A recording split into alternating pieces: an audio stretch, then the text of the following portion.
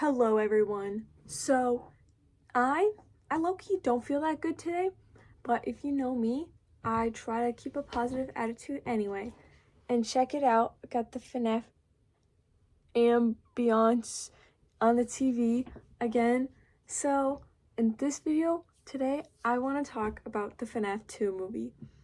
Now, I've never done like a review on well, definitely not like a movie on this channel before, but like I'm willing to do I don't know, like this channel's for anything and everything. So we're gonna do a movie review. Why not? And okay. Also, I'm not like doing this scripted or anything because I just want to give like my raw, honest opinions about the movie. So I saw it 3 times in the movie theater. I haven't watched it since then. That was like the first 2 weeks it was out.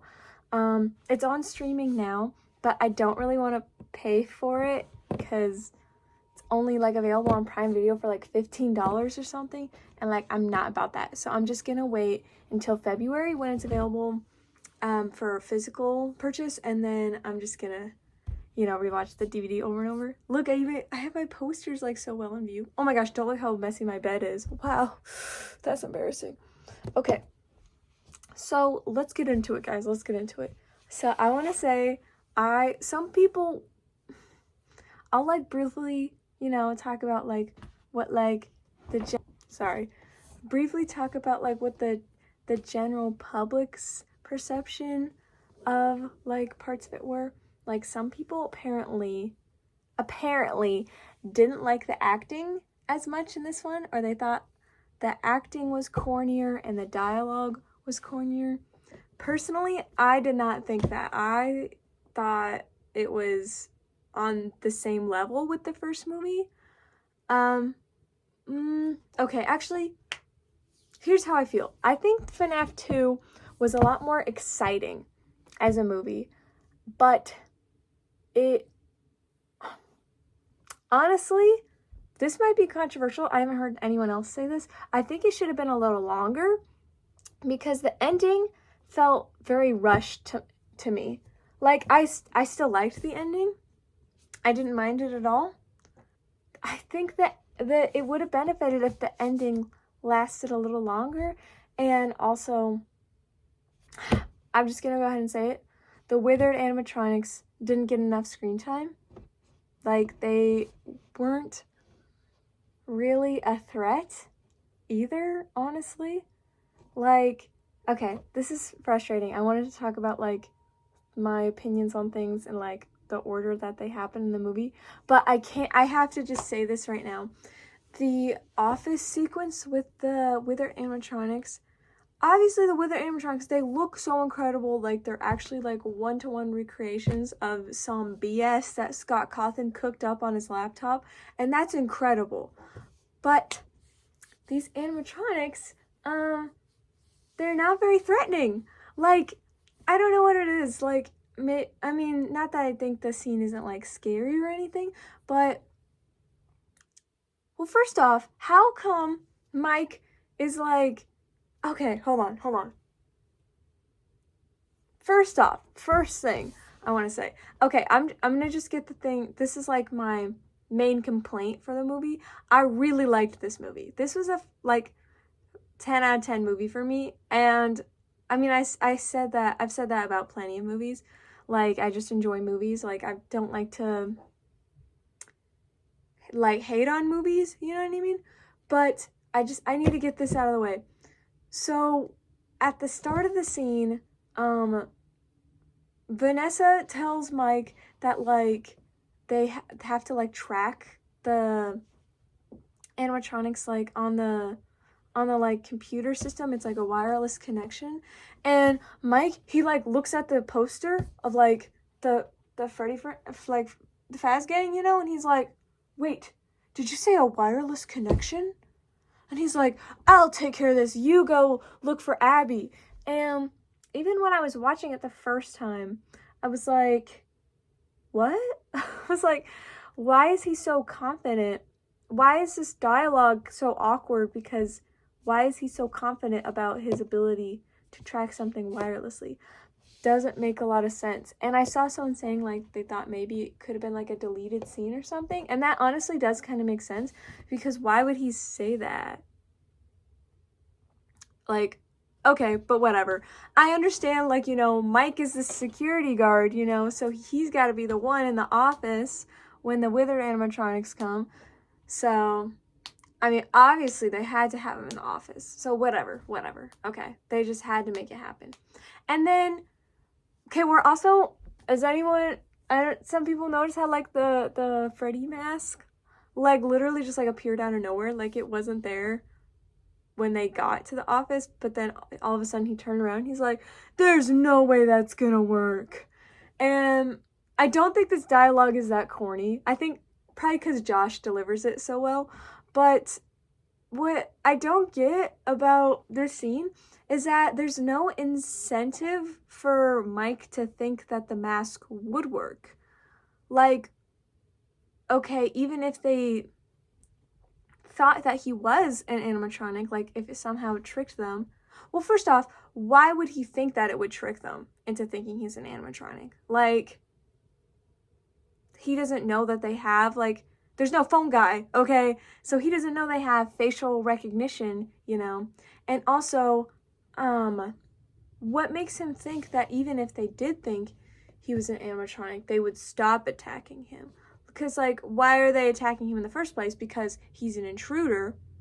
So, I don't know. It just doesn't make a lot of sense to me. Like, why would he think that the mask would even work in the first place? There's nothing that would, like, lead him to believe that. But it does work, obviously. And then when Foxy comes, he didn't really get to use the flashlight to, like, I was kind of hoping he would get to, like, freeze Foxy in place, that would be kind of cool. But apparently there was, like, kind of this wasn't, like, an intentional reference to 6 a.m. or 5 a.m. at Freddy's, I'm pretty sure, but all of the clocks in the Freddy's were set to 5:59. That's just kind of like, what a coincidence, guys. 5:59? It be the night guard. I was, like, kind of hoping that they were, like, gonna reference it, but that's, like, the closest we're gonna get, probably, and that's okay. They probably, yeah, that's like fine. Okay, whatever. And, okay, last thing about the withered animatronics. They don't get to do anything. They just stand there. First off, Mike is, like, at the computer. He's like, first off, it made me, like, kind of laugh at how it, like, took him so long to, like, just, like, touch this, like, just, like, he was like, and it's, like, all, like, perfectly laid out for him. Like, what, the movie takes place in, like, 2002, so, like, maybe, he's not used to using a computer, but, like, why was he so confident about his computer abilities then? Whatever. Anyway, so then he's, like, on the computer, and then all of a sudden, Withered Freddy's in front of him, and he, like, didn't realize that he was there? Like, how did he not see this giant bear come into the room? Like, I don't know. I'm just kind of confused about that as well. And Withered Bonnie didn't get to do anything. Very sad. He was just in the vent. And I understand, like, they want to show the vent mechanic. And I think, is it Withered Bonnie and Withered Chica are, like, the only withered animatronics that, like, fit in the vents? So, or somehow they go through the vents. So they were like, well, we gotta show the vent mechanic. But, like, I don't know. The whole scene could have just been more. Okay, I had to get that off my chest. Now I'll talk about the rest of the movie and, like, the things that I actually liked. Because that was upsetting to me about the withered animatronics. I mean, when I was first watching it, I was like, this is so cool. And then the next time I was like, this could be better. I don't know, guys. I don't know. But, yeah. Overall, though, I still love the movie. And we're going to talk about the ending. I do really like the ending, though, even though I think could have been fleshed out a little more. I think they wanted to keep the same runtime as the first movie. But, like, there's more substance in FNAF 2. Also, I think FNAF 1 is a more cohesive story, even if it's like less exciting than this one, but I don't know. I can't decide which one I like better. Not that that matters, but anyway. So I really liked the opening sequence with Charlotte. That was incredible. That little girl who plays Charlotte, she is amazing. I thought it was a really good way of like translating Charlotte's, like, the tragedy of Charlotte's death for the screen, you know, because like I don't know, it just makes more sense to like connect her to the puppet in this way.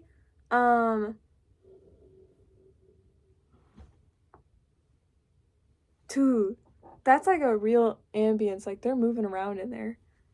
Anyway, I did see some people who were saying that Charlotte got mischaracterized because Charlotte isn't the vengeful spirit. Why is she so, like, evil? And I'm like, who says that she can't be vengeful? Just because she seems, like, nicer than some of the other spirits, like, just because she, you know, and, like, give gifts, gives life, she's very caring for, like, the other kids, you know, from what we can assume.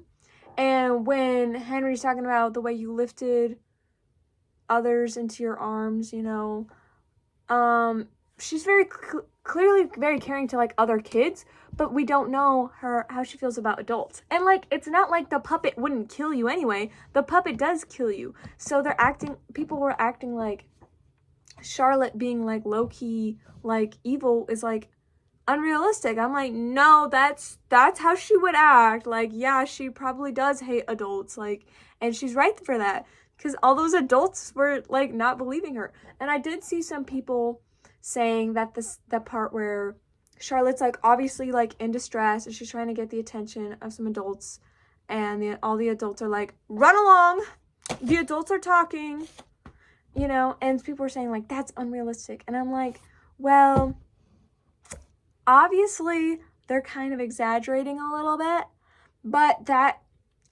is something that, like, happens. Like, when I was a kid, I felt like no one listened to me, and I low-key feel like it was worse, like, in, like, the 80s. You know, why were there so many serial killers in the 80s? Because people weren't paying attention, they weren't listening, you know? And obviously, those parents had to learn the hard way what happens when you don't pay attention to your kids. And I feel like, most parents wouldn't even like be at the Freddy Fazbear's. They'd probably just drop their kids off and then just go off wherever, you know? So also I feel like it's exaggerating a little bit because we're kind of seeing the scene from Charlotte's perspective, and from her perspective it's probably how she felt, like how everyone was ignoring her. It probably felt exactly like, you know, the adults are talking. So McKenna Grace was amazing. Okay, about the marionette possession, some people thought it kind of looked goofy and like kind of weird. I didn't think so. I thought it was a really creative way to bring the marionette to screen, because let's be honest, just the marionette, like as she is not very threatening. Like, obviously in the game, it's like, it's so scary. She like leaps out at you. But like, how would you translate that in a movie? Like, how would she physically do anything? And we're not talking about like Nightmare on with like the tentacle sort of things. This is just the puppet, you know? It's not very threatening at all. Even though it is pretty big, as we saw in the movie, it's not like, it can't really physically do a lot to you. And I feel like that would look goofy if she was like trying to attack you like that. So the possession makes it just like translates better, in my opinion. I thought it looked cool. Okay, it was interesting, especially when my boy Michael Afton like tricked Charlotte into waking up, and he like runs out of there, and McKenna Grace is just like screaming in there, and he's like, welcome back, Charlotte. Like, that was awesome. I love that. I don't know. Speaking of which, I love how they did Michael Afton in this movie. Let's talk about that, and then let's talk about the toy animatronics, and then I'll probably be done. I've talked enough.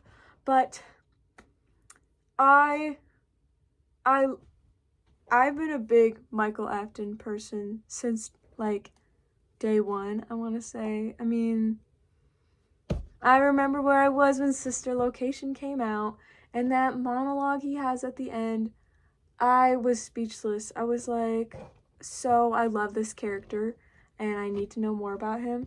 And it was only like 2016 or whatever, so we didn't really know a lot. But as time went on, got to learn more about him, and I've really come to appreciate him as a character.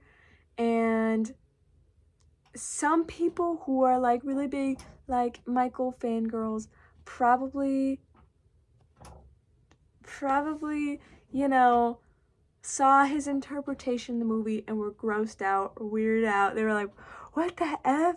This not the Michael I know, because he's like following in William's footsteps. And to that I say, no, this is probably exactly how he is.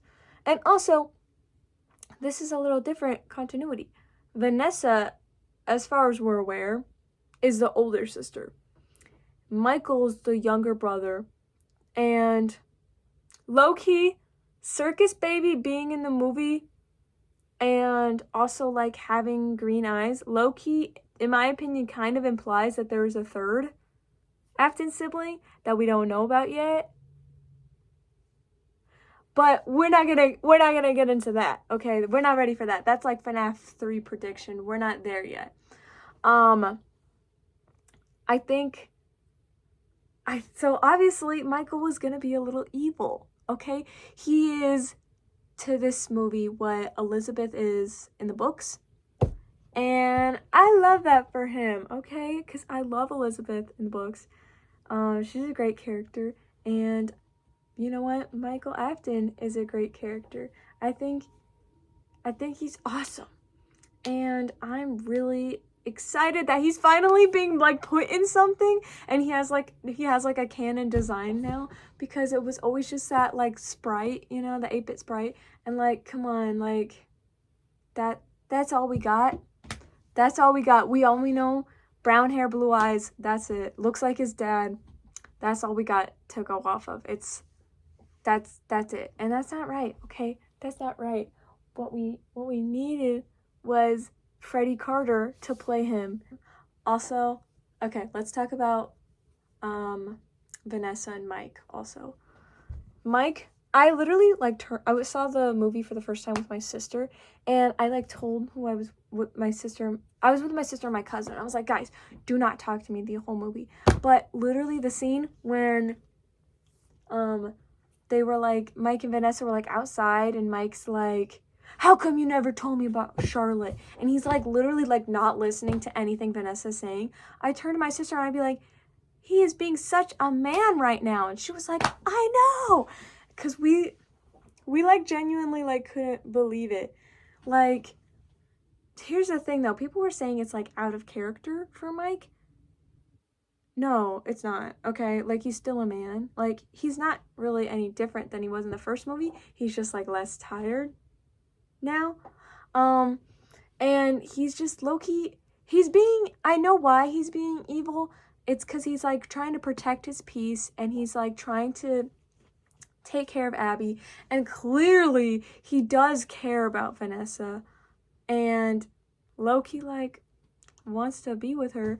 But, like, he doesn't feel okay with it unless they can both let go of their past. Because Mike was able to let go of his past, like, knowing that the guy who killed Garrett is dead now.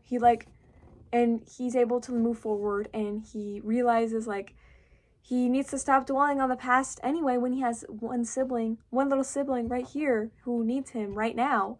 And, you know, and I think he wants Vanessa to move forward too, but she can't do it as easily because her trauma is a lot. I mean, it's deep-rooted, you know.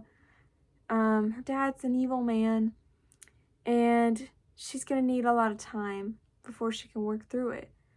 And I just want to say, I kind of love how Vanessa was like more of a main character in this one. I mean, she was a main character in the first movie, but she was like more of the main character. And I hope she's the main character in the third one too. I saw someone saying like, low key, if you think about it, like, why do we even need the Schmidts in the story anymore? Like in the third movie, like what would they do, you know? Which like, okay, to an extent, I understand, you know, but like I want them in it, you know. But I love Vanessa so much. Vanessa and Michael are probably my favorite characters in FNAF right now. And I wish for Vanessa to finally be happy. That's what I want. I think what's gonna happen is, you know how she got like possessed at the end of the movie? I think somehow they're gonna undo the possession and she's gonna be like, and Mike's gonna be like, no, you can't die on me. I'm sorry, I was acting so stupid before. This is all my fault. I should have been there for you. And like, I love you. Or something like that. And then she's like, okay. And then they kiss. And then Abby's gonna be like, ew. That's my prediction for FNAF 3. Let me know if I'm right. But I think they're gonna get together next movie, which is like okay with me because I want them to be happy. And I think they'd be happy with each other. And like I usually don't root for like straight couples like that, but I'm rooting for them. So yeah, I think it'll happen. I think it's gonna happen. I'm excited for them. Anyway, enough about human characters. Well, okay. First, I want to say, I love the post-credit scene. They found a real one. Okay, they did. I saw someone who was, like, who was supposedly a FNAF fan, who was, like, complaining about all the, like, references and quotes they did in the movie. And I'm like, if there were absolutely no references to the games with, like, the voice lines, like the UCN voice line and the, you know, phone dude voice line, it would feel so not FNAF. You know what I mean? Like, it wouldn't feel like a FNAF movie. It would just feel like a FNAF-inspired thing. Like, why wouldn't you want... This is like an adaptation of the games. Why wouldn't you want things from the games to be adapted and put into the movie? Like, it doesn't make any sense. I think it's great. And I think any FNAF fan would love it. I loved it, okay? Now, about the animatronics. I love how Toy Chica was the star of the show. When Megan Fox was announced as Toy Chica's voice actor, I gotta be honest. Well, as soon as they announced voice actors, I was skeptical. I was like, they're gonna talk. And Megan Fox is gonna be Toy Chica. I was like, I could see this working, but also, I don't know. Because she hasn't always been the most reliable voice actor. She's not outstanding at you know, voice acting. So I was a little nervous. But she actually was perfect for the role. Like, she did a great job. Like, it was perfect. I was really excited and happy about her performance. And I love how Toy Chica was not sexualized at all. Like, she was just who she was. And she was threatening and scary, and she killed somebody. And it was so great. I'm so happy for her. Low-key, Toy Freddy and Toy Bonnie didn't really get to do as much. Mangle even, like, I mean, Mangle got some cool extra bonus points for getting into a car crash with Vanessa. But we didn't get to see, like, enough of Mangle, in my opinion. Like, they made, like, a whole Mangle animatronic, but we only got to see Mangle in, like, bits and pieces. And I feel like we should have gotten, like, a almost full Mangle shot at some point. But whatever. Like, I was expecting when McKenna Grace and the other, like, ghost dudes were like, she was like, what about Foxy? And Michael was like, oh, Foxy was part of a failed, you know, take apart, put together attraction. And then they went to Kids Cove. I was expecting to see Mangle in the corner and for the guy with the camera to be like, what is that? Like, imagine how cool that would have been. But that's okay, I guess. I guess it's fine. I was talking about the toy animatronics. Oh, I was talking about Kellen Goff. So, I didn't really love his Toy Freddy voice. Like, it was cool. Also, he only got one voice line, which is kind of lame. He's like, I do, but first I have to rip the heads off some very bad people. It's like, okay, why does he sound like that? He doesn't sound like that in Ultimate Custom Night. And apparently, Kellen wanted to do like a different voice, like a more fun voice, but they didn't let him. Guys, maybe listen to the actors. I don't know. And I thought Mad Pat did a good Toy Bonnie though. That was like just right for me. I don't know. Kind of annoying, high pitched. That sounds right. That's Toy Bonnie. But yeah. It was great, guys. I liked the movie in general. Yeah, I mean, I could keep going on and on about the movie, to be honest, but I think I'm just gonna end it here because I got most of my thoughts out, to be honest. Let me know if you agree with anything I said or if you hate me and you think that everything I said is a bunch of stupid, stuff that like a big dumb idiot would say. Let me know that too. I want to know what your guys' opinions. So, but thank you for listening to me and have a fabulous, phaserific day.